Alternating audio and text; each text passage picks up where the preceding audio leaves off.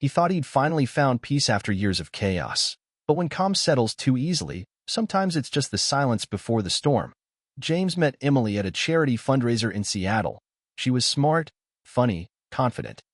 The kind of woman who could charm an entire room without trying. They bonded over mutual struggles and past relationships, and within weeks, they were spending nearly every evening together. Their connection felt rare, real. For the first few months, everything clicked. Weekend hikes, cooking together, deep talks that stretched into early morning. Emily even got along with James's closest friends, something that hadn't happened before. When she introduced him to her inner circle of friends from work, her brother, even her mom, it seemed like things were headed towards something lasting. But around the 8th month, subtle changes began. At first, they were easy to dismiss. Emily started working late more often, always some last-minute crisis at the office.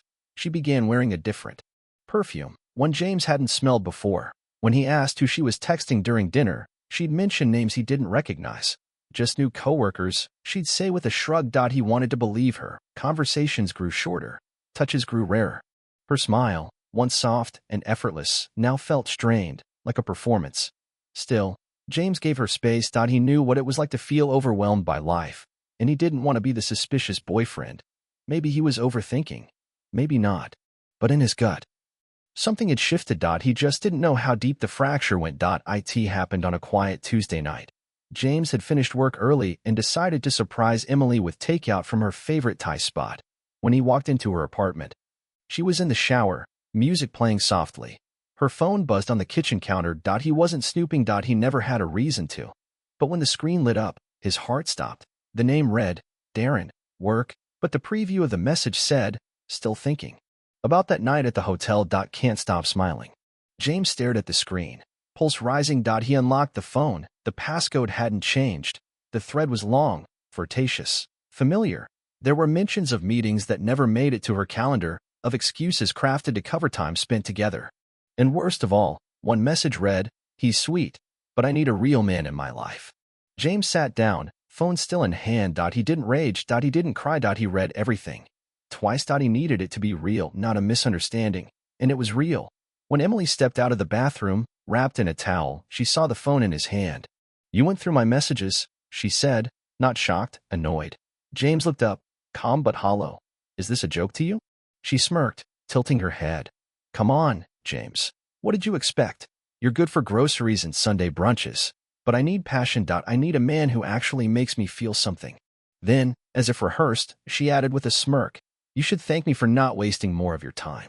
James stood up, placed the phone gently on the counter, and walked out.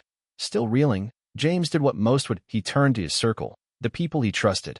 Friends who had been there through past breakups, career struggles, birthdays and barbecues. He sent a short message to the group chat they all shared. Just the facts. No drama. Just truth. Emily cheated. It's over. Don't ask me to explain more right now. What he got back wasn't sympathy. Wasn't even curiosity. Just silence at first. Then one of the guys, someone James had known since college, replied, man, sorry, but maybe try not to air this stuff here. Another added, yeah, don't make us pick sides. James stared at his screen. One reply stood out more than the others, from Kara, a mutual friend. We all knew she wasn't exactly committed, but you seemed happy, so we didn't say anything. It hit him harder than Emily's betrayal. These weren't just people he laughed with. These were the ones who toasted to his last birthday, who called him family. And now it was clear, many of them had seen the cracks long before he did. They just chose silence. While James was spiraling, they were protecting the status quo. And for the first time in a long time, he felt truly, deeply alone. The next morning, James didn't argue. Didn't text Emily. Didn't post anything online. He packed 2 bags, placed her keys on the kitchen counter of his apartment, and walked out. No final speech. No, you'll regret this. Just quiet. He checked into a modest roadside motel an hour outside the city. The kind of place with flickering hallway lights, paper-thin walls, and a vending machine that only accepted coins. It wasn't glamorous, but it was anonymous.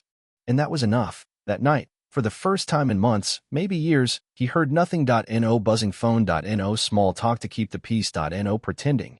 Just silence. It wasn't peace. Not yet. At first. It was raw. A mix of shame, confusion, and the ache of betrayal settling deep in his chest. He stared at the cracked ceiling above his bed and wondered how everything had shifted so fast. But underneath all that pain, there was something else. A quiet space forming, empty but full of potential. Like stepping outside into cold air after escaping a burning room. He didn't know what came next. But he was finally alone with the truth. And that was a start. It started subtly. James noticed odd looks from coworkers in the break room. A few short greetings turned into nods. Smiles faded a little. Faster. He brushed it off at first. Then came the Instagram posts. Emily had changed her profile picture. Her bio now included hashtags like #healing, #free@last, #no more toxicity. One post showed a moody black and white selfie with a caption, "Emotional scars take longer to fade. Some people just don't get that." In the comments, familiar names offered support. "You deserve better, girl. Glad you finally walked away." But it didn't stop there. One of James's project leads pulled him aside at work. "Hey, just heads up," he said cautiously. "Someone sent a message to HR, anonymous. Said you had a pattern of manipulative behavior. I don't believe it. But it's in the file now." James stood frozen. He hadn't spoken to Emily in weeks. But she hadn't stopped speaking, not to friends, not to her followers, and not to people in his professional circle. She was painting a version of him that was unrecognizable, controlling, emotionally cold, even dangerous, and people were buying it. Without ever confronting him, she had turned his silence into suspicion, and now he was fighting shadows in his friendships, in his job, and in every room he walked into. But James didn't fight back, not. Yet. He watched. He waited, because something inside him knew the truth. His patience. A week later, James got a message on LinkedIn. It was brief. No subject. Just, "We should talk. I know what she did. Claire." He stared at the name for a moment, trying to place it. Claire. Then it clicked. Emily's coworker. They'd met once at a holiday mixer. Quick handshake, polite small talk, nothing more.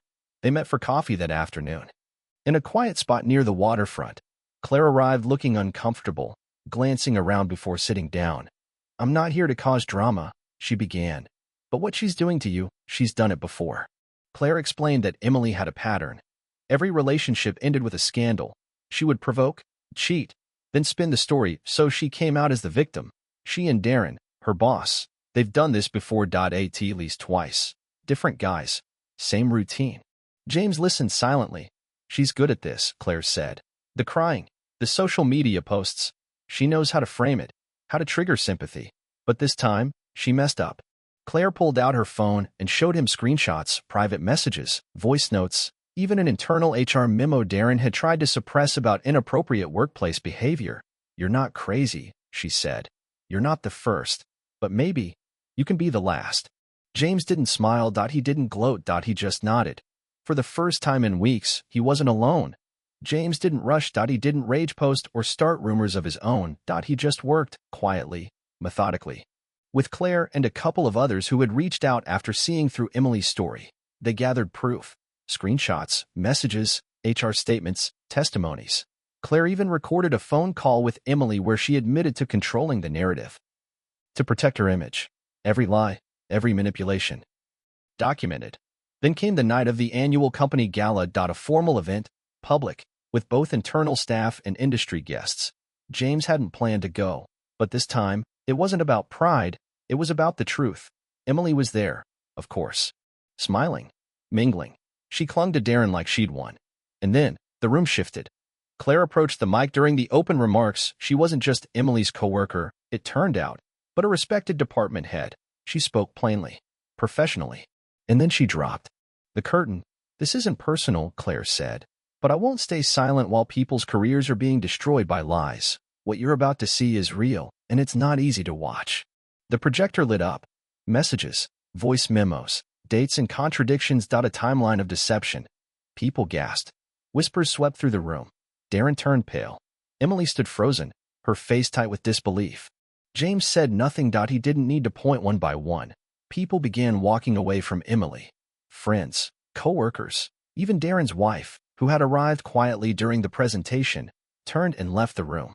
The silence afterward was louder than applause. In the days that followed, the fallout was swift. Emily was placed on leave from her company pending investigation. 2 weeks later, she was officially terminated. Darren resigned quietly, under pressure.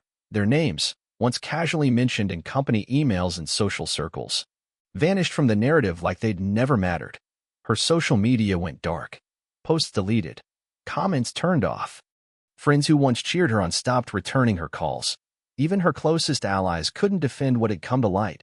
Meanwhile, James kept moving. H cleared his name. In fact, his professionalism during the ordeal became a case study in integrity. He was offered a promotion, a bigger role, better pay, more influence. A recognition not just of his work, but of how he carried himself when it counted most. He moved into a new apartment downtown, signed the lease on his own terms. A clean space, full of light. No ghosts.